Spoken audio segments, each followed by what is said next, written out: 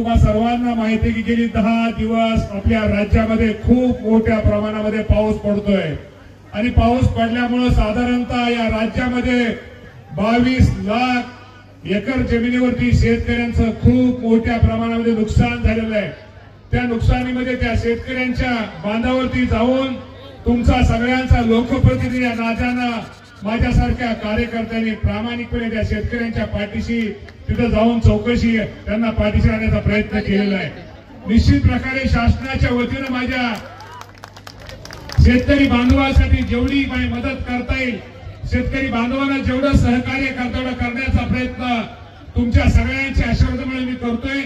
त्यावेळेस मला ह्यावेळेस मी तुम्हा सर्वांना हात जोडून विनंती करतो, ह्यावेळेस मला तुम्ही माफ करा, समजून घ्या, मला सांभाळून घ्या, कारण का तो खूप मोठं संकट माझ्या आपल्या राज्यामध्ये त्या सर्व शेतकऱ्यांवरती आल्यामुळं यावर्षी मला तुमच्या आनंदामध्ये जरी सहभागी होता येत नसलं तर मी तुमच्या सगळ्यांच्या बरोबर आहे।